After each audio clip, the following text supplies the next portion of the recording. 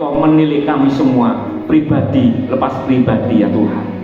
Terima kasih Tuhan, terimalah segala pujian kami, dan tiba saatnya kami pun akan diisi, akan dibentuk oleh firman-Mu Tuhan. Mari, sebelum kami menerima firman-Mu, kuduskan hati kami, layakkan kami untuk menerima firman-Mu Tuhan. Bawalah hidup kami untuk semakin hari semakin dekat kepada Tuhan, semakin mengasihi Tuhan, semakin kami mengasihi firman-Mu Tuhan. Pakai hamba-Mu yang penuh dengan keterbatasan ini Tuhan, supaya apa yang kami sampaikan itu tidak salah, bahkan Roh Kudus-Mu membimbing kami, sehingga firman-Mu tertanam dalam hati kami, bisa membawa iman percaya kami untuk semakin bertumbuh, berbuah untuk hormat dan kemuliaan nama-Mu Tuhan. Terima kasih Tuhan, terpujilah nama-Mu. Ini Tuhan yang menjadi doa kami. Kami sudah berdoa dan mengucap syukur, dan kami alaskan doa kami hanya di dalam nama Tuhan Yesus Kristus. Terima kasih Tuhan, yang percaya katakan amin.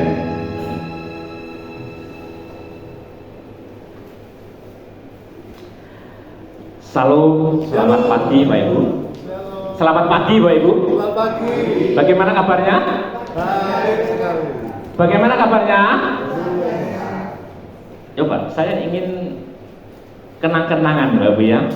Ketika saya tanya, salam pagi Bapak Ibu. Pagi. Terus bagaimana kabarnya? Aku sehat, aku kuat, mergo Yesus masalahku beres kabeh. Amin. Bisa? Amin. Coba, ini tak video ya Pak ya, buat kenang-kenangan saya. Gambar. Ya latihan dulu ya. Salam, selamat pagi Bapak Ibu. Pagi. Oh, kurang seru ya. Pagi gitu ya. Oke. Salam, selamat pagi Bapak Ibu. Pagi. Bagaimana kabarnya?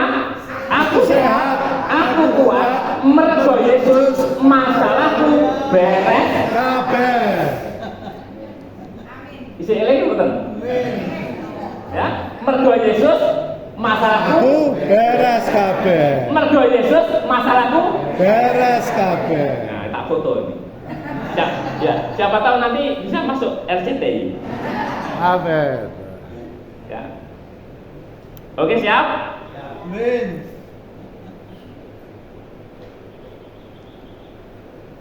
Salam, selamat pagi Bapak Ibu. Pagi. Bagaimana kabarnya? Aku sehat, aku kuat, merga Gusti Yesus beres kabeh.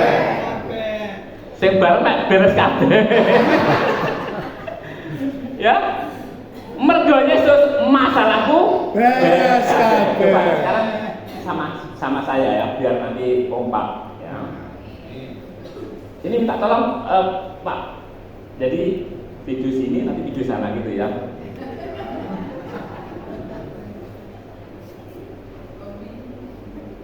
Siap? Ya. Salam, selamat pagi Bapak Ibu. Pagi.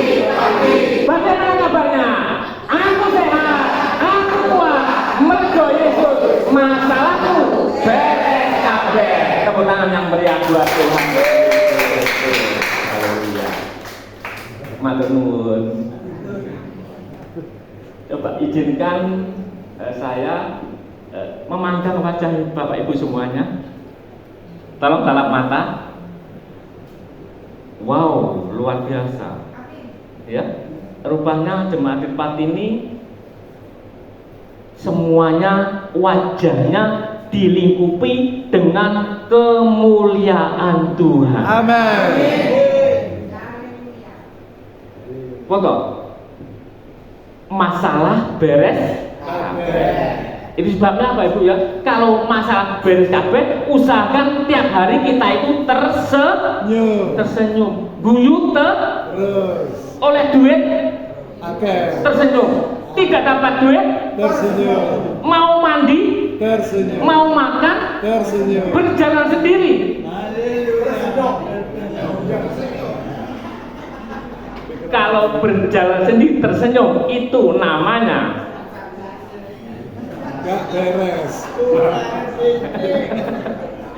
Ya, nggak beres maksudnya kata Pak Juan. Ya, baik. Bapak Ibu yang diberkati Tuhan, mungkin saya bersyukur dan terima kasih kepada Gembala tempat ini, Ibu Esti, dan pengurus juga Pak Juan, majelis jemaat semuanya yang sudah mengundang saya untuk ada di tempat ini, untuk jemaat yang luar biasa ini. Sungguh ini bukan kebetulan, tapi rancangan Tuhan yang indah di dalam kehidupan kita semuanya. Ya. Ada pepatah katakan tak kenal maka tak sayang. Ya, itu sebabnya saya ingin memperkenalkan diri dulu. Saya itu nama aslinya Podo jenengan.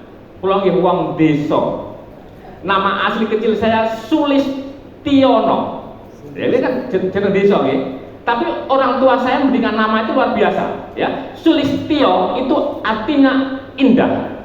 Sulistio itu artinya cantik kalau wanita. Sulistio itu artinya ganteng.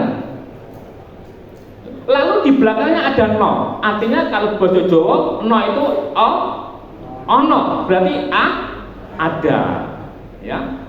Ada kebagusan, ada keindahan, ada kecantikan, ya, di tubuh saya. Itu tujuan orang tua memberikan nama. Dan gembala saya dulu memberikan nama baptis Yohanes. Jadi Klop Yohanes Sulistiono.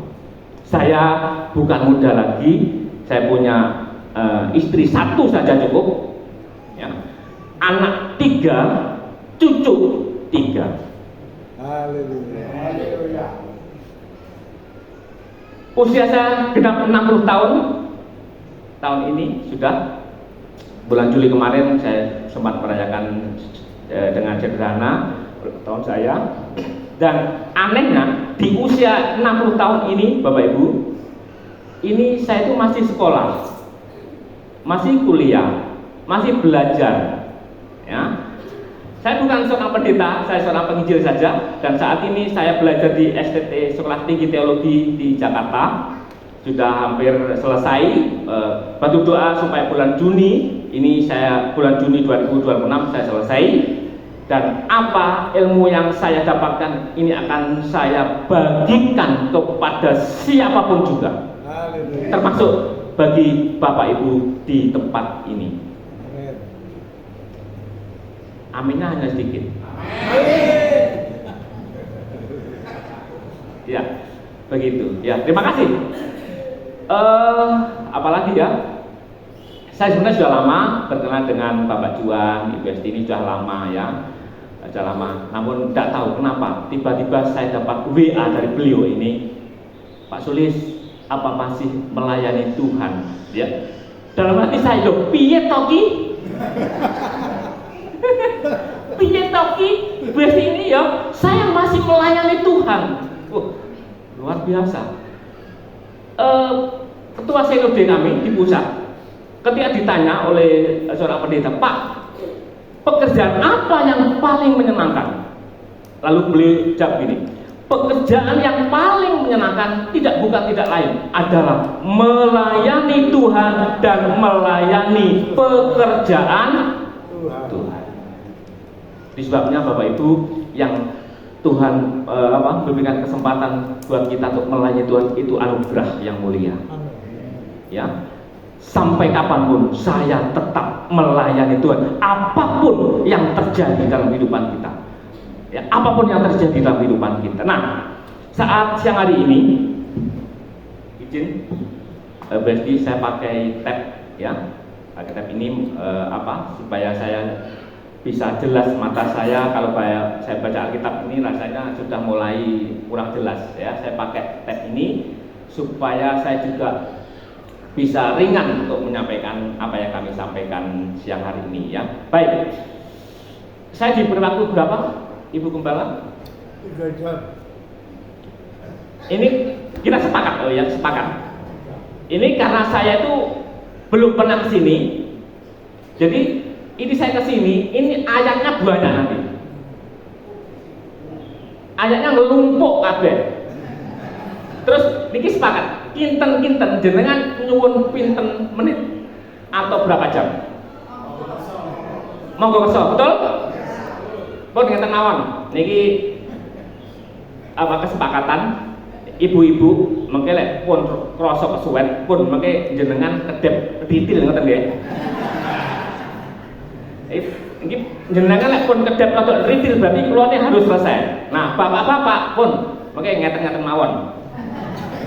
Ya, lek berarti wis kesuwen berarti ya. Baik. Oh, luar biasa.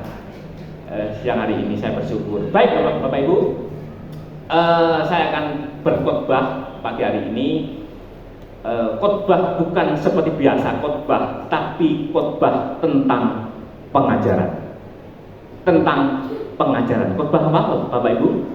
Pengajaran. Nah, jenis khotbah itu banyak Bapak Ibu ya. Ada evangelisasi, itu khotbah bagi orang yang belum percaya. Lalu ada lagi khotbah penghiburan, itu memberikan penghiburan atau pengharapan ya kepada jemaat. Lalu ada lagi khotbah reflektif, itu mengevaluasi jemaat tentang kehidupan. Lalu ada lagi khotbah eksegesis, itu untuk menjelaskan teks Alkitab ya secara mendalam dan sistematis. Itu namanya khotbah apa tadi? Eksegesis. Yang terakhir yaitu khotbah pengajaran. Nah, ini untuk mengajar, memperdalam iman jemaat melalui penjelasan dan aplikasi ajaran Alkitab. Nah, ini mohon maaf ya, ini rada jero iki. Ya, ilmu rada jero. Sakit jerone aku tak golek nggon sing cetek. Ya, artinya saya pengen cari yang paling sederhana sehingga Bapak Ibu mampu menangkap apa yang akan saya sampaikan. Amin. Nah, ini berkaitan dengan kristologi. Apa? Kristologi. Ilmu yang mempelajari tentang Kristus atau Yesus. Ya, Bapak Ibu, Yesus adalah orang yang paling berpengaruh di muka bumi ini yang pernah hidup. Betul? Yesus adalah tokoh paling misterius dalam sejarah manusia. Alkitab mencatat ya bahwa Kristus adalah pribadi terunik yang pernah ada di dalam sejarah dunia. Nah, salah satu dari banyak keistimewaan Kristus dibanding dengan manusia pada umumnya atau tokoh-tokoh dunia pada umumnya adalah Yesus itu telah ada sebelum ia lahir. Sampai sini ngerti? Yesus telah ada sebelum dia lahir. Yesus telah ada sebelum dia lahir di muka bumi ini. Kisah Yesus itu tidak dimulai dari waktu dia lahir, tetapi kisah Yesus itu memang ada sebelum dunia diciptakan. Coba, salah satu bisa membaca, membantu saya, mungkin pakai mic, siapa? Yohanes 1 ayat 1 sampai 3, tolong dibaca, kalau perlu ditampilkan di layar supaya Bapak Ibu paham. Iya Pak, mari Pak. Terima kasih Pak untuk kesediaannya ya. Tolong disiapkan Pak, Yohanes 1 ayat 1 sampai 3 Pak. Ini ayat yang paling populer bagi kita sebagai umat Kristen ya. Iya Pak, silakan. Injil Yohanes pasal 1 ayat 1 sampai yang ketiga. Iya. Pada mulanya adalah firman. Ya sebentar. Pada mulanya adalah firman. Ya, ada catatan begini. Pada mulanya ini adalah sebenarnya suatu masa yang tidak diketahui kapan waktunya. Ini bicara tentang masa kekal atau masa kekal. Ya, pada mulanya adalah firman. Ini bicara tentang masa kekal. Terus firman itu bersama-sama dengan Allah. Nah, firman itu bersama-sama dengan Allah. Ya. Dan firman itu adalah Allah. Dan firman itu adalah Allah. Ya terus, 2. Ia pada mulanya bersama-sama dengan Allah. Perhatikan, ia pada mulanya bersama-sama dengan Allah. pada mulanya sudah bersama-sama dengan Allah. Ya, terus Segala sesuatu dijadikan oleh Dia. perhatikan, segala sesuatu dijadikan oleh Dia. Dia tadi siapa? Yesus. Firman, ya. Terus Dan tanpa Dia tidak ada suatu pun yang telah jadi. dan tanpa firman, tanpa Dia tidak ada satu yang telah jadi Dari segala yang telah dijadikan. dari segala sesuatu yang telah dijadikan. Terima kasih Pak, ya. Jadi kisah Yesus tidak dimulai dari lahirnya di Bethlehem, ya. Yesus bersama Allah itu sejak pada mulanya, bahkan segala sesuatu dijadikan oleh Dia. Segala sesuatu dijadikan oleh Dia, oleh firman. Lalu firman tadi ayat 14 dikatakan begini, firman itu telah menjadi manusia. Firman itu telah menjadi manusia. Ayat 14, ayat 14 tampilkan. Firman itu telah menjadi manusia dan diam di antara kita, dan kita telah melihat kemuliaannya. Nah ini diarahkan kepada Bapa, kepada Allah. Ya, yaitu kemuliaan yang diberikan kepadanya sebagai anak tunggal Bapa, penuh kasih karunia dan kebenaran. Ya, firman telah menjadi manusia supaya kita bisa melihat kemuliaannya, kemuliaan Bapa, kemuliaan Allah. Nah, sekarang pertanyaannya, mengapa Allah kok harus jadi manusia? Mengapa Allah kok harus jadi manusia? Yang pertama, ya, mengapa Allah harus jadi manusia? Yang pertama, supaya kita dapat melihat Allah yang tidak kelihatan. Supaya kita bisa melihat Allah yang tak terhampiri. Itu tujuan Allah menjadi manusia. Supaya apa? Kita bisa melihat Allah yang tak terhampiri, Bapak Ibu ya. Supaya kita bisa melihat Allah yang tak terhampiri, yang tak terlihat, begitu. Ya. Coba kita baca dulu Pak, Yohanes 1:18.